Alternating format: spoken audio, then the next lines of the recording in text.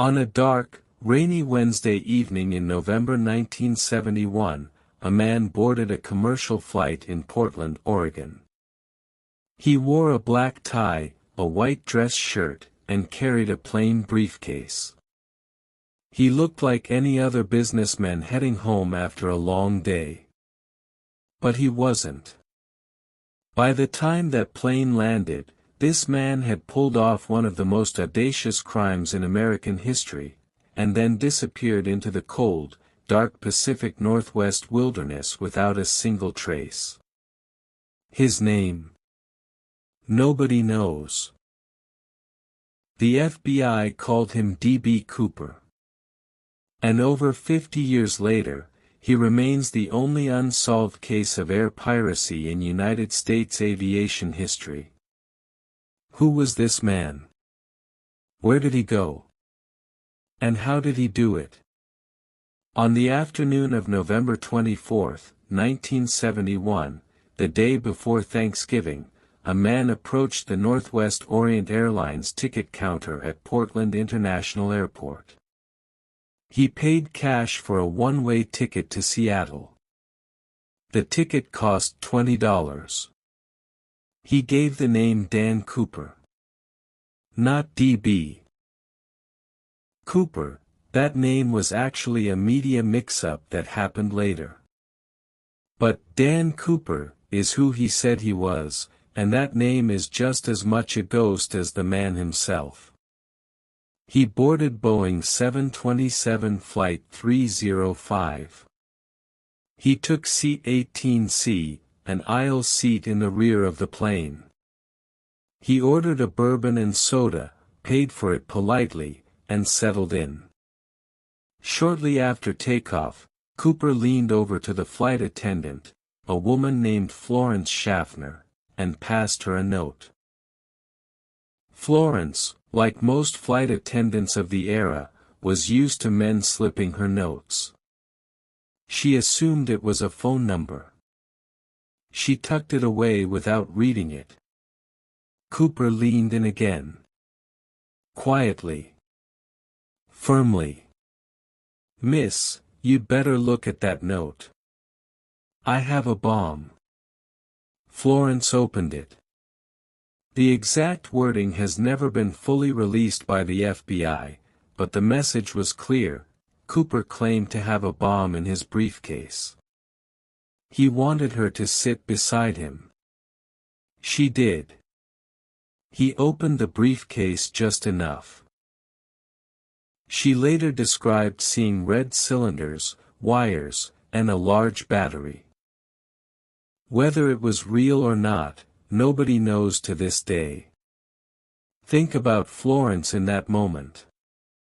The plane is in the air. There's nowhere to run. This calm, ordinary-looking man has just told her he can blow the plane apart. Cooper's demands were specific. Almost suspiciously specific, which is one of the things that has fascinated investigators for decades. He wanted $200,000 in negotiable, unmarked $20 bills. He wanted 4 parachutes, 2 primary, 2 reserve.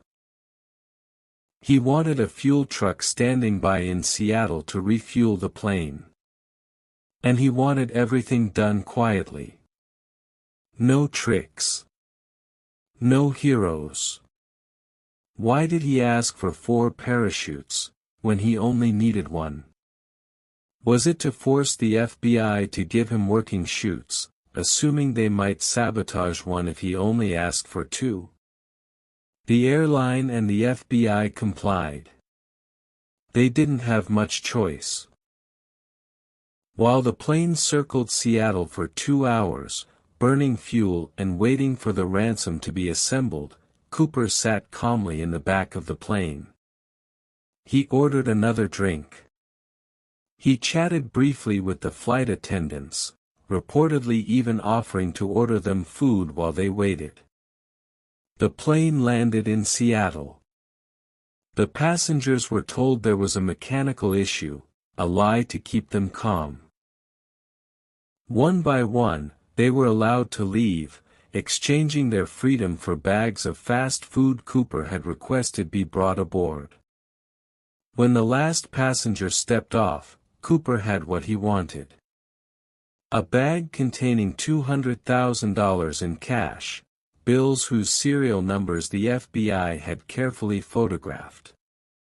4 parachutes. A full tank of jet fuel.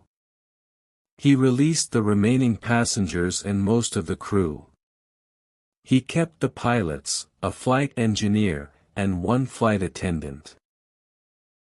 A woman named Tina Mucklow, who would later describe Cooper as calm, polite, and professional throughout the entire ordeal. He told the pilots where he wanted to go, Mexico City, via Reno, Nevada. But there was a catch. He ordered them to fly slowly, at under 200 miles per hour. At a low altitude of 10,000 feet. With the aircraft configured for slow, stable flight. Why do you think he gave those specific instructions? A random criminal doesn't know that those conditions are ideal for a parachute jump. He knew exactly what he was doing. But why? And where did he learn it? Somewhere over the dense, dark forests of southwestern Washington state. Likely between the cities of Ariel and Woodland, D.B. Cooper strapped on a parachute. He tied the money bag to his body. He lowered the rear staircase of the Boeing 727, a unique feature of that specific aircraft model that could be operated from inside while the plane was in flight. And then, at approximately 8:13 p.m. on November 24, 1971, D.B. Cooper jumped into the freezing, pitch-black night sky. The outside temperature was around -7 degrees Celsius. Rain was falling. It was dangerously windy. He was wearing light clothing, a business suit, loafers, and a thin raincoat. Nobody saw him leave. Nobody saw him land. Nobody ever saw him again. He was just gone. The FBI launched one of the most intensive manhunts in American history. Military teams. Search dogs. Hundreds of agents. Aerial surveillance over thousands of square miles of rugged Pacific Northwest wilderness. They found nothing. Not a footprint. Not a piece of clothing. Not a single dollar bill. The case grew colder with each passing year. Tips flooded in, thousands of them. The FBI investigated over 1,000 suspects over the following decades. Every single one was eventually ruled out. In 2016, after 45 years of active investigation, the FBI officially announced it was suspending the case, redirecting resources toward other priorities. Here is where the story gets truly strange. In February 1980, nearly 9 years after the hijacking, a young boy named Brian Ingram was on a family camping trip along the Columbia River near Vancouver, Washington. He was digging in the sandy riverbank when his fingers hit something. A bundle of old, rotting bills. 3 packets of $20 bills, totaling $5,800, were recovered from the riverbank. The serial numbers matched the Cooper ransom money. Exactly. Now here's the question that has haunted investigators ever since. The bills were decomposed and scattered, as if they had been in the water for years. But the rest of the $194,200? Never found. Despite extensive searches of the riverbank, surrounding water, and the entire recovery area, not a single other bill has ever been located. How did a small bundle of money end up in the river, miles from the suspected jump zone, while the rest of the cash vanished completely? Did Cooper survive and spend the rest? Did the money wash downriver from where he landed? Was he killed on impact, and his body buried under decades of forest growth? The money raises more questions than it answers. Over the decades, investigators and amateur sleuths have put forward dozens of suspects. Let's look at the most compelling ones. Robert Rackstraw, an Army veteran, convicted criminal, and skilled parachutist who matched Cooper's physical description almost perfectly. He was investigated and cleared by the FBI twice. But a private team of investigators later claimed they found coded messages hidden in letters Rackstraw sent from prison, allegedly confessing. The FBI reviewed the claims and remained unconvinced. Richard McCoy, just 4 months after the Cooper hijacking, McCoy pulled off a nearly identical skydiving hijacking and successfully escaped. He was later captured, convicted, and killed during a prison escape. Many believed he and Cooper were the same man. The FBI disagreed, pointing to differences in description and timing. L.D. Cooper, a man named Marla Cooper, came forward in 2011, claiming her late uncle Lynn Doyle Cooper had confessed to being D.B. Cooper on his deathbed. She provided a guitar strap she believed was left at the Cooper family home around the time of the hijacking. DNA testing was inconclusive. Every single promising lead. Every compelling suspect. Every dramatic deathbed confession. All of them have come to dead ends.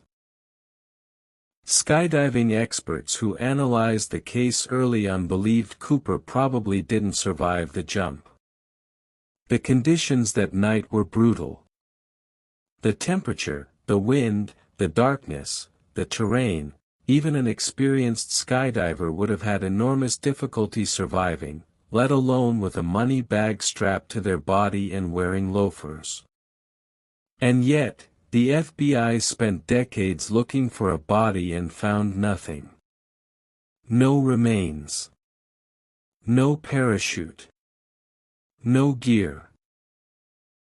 In a forest where evidence can be preserved for decades, the complete absence of any physical evidence is extraordinary. Some investigators have theorized that Cooper actually landed closer to the Columbia River than initially believed, which would explain both the survival scenario and the location of the money found in 1980. Others believe he survived, assumed a new identity, and lived out his days in quiet anonymity. Perhaps even watching the news coverage of his own crime with a quiet smile. So where does that leave us? More than 50 years have passed. The witnesses are aging. The evidence has degraded. The FBI has moved on. And yet, D.B. Cooper lingers. He lingers because he broke something. He shattered the assumption that the system is always in control. He forced aviation authorities to redesign entire aircraft. Boeing 727s were retrofitted with a device that became known as the Cooper vane, a mechanism that permanently locks the rear staircase during flight. He lingers because the mystery is perfectly constructed. Just enough evidence to keep people theorizing. Just enough suspects to keep the flame alive. Just enough money found in that riverbank to prove it was real, but not enough to tell us anything useful. And here are the questions that will never stop haunting this case. Was Dan Cooper a trained military operative? A disgruntled airline employee who knew the aircraft and the routes? a professional criminal who planned every detail for months? Was it a perfect escape, or a fatal mistake? Drop your theory in the comments. If you found this deep dive meaningful, please give the video a like and subscribe with the bell on. It really helps keep these stories alive and bring more cases like this to light. And don't go just yet, I've placed one other case on the screen that I think you'll find just as haunting. I'll see you over there.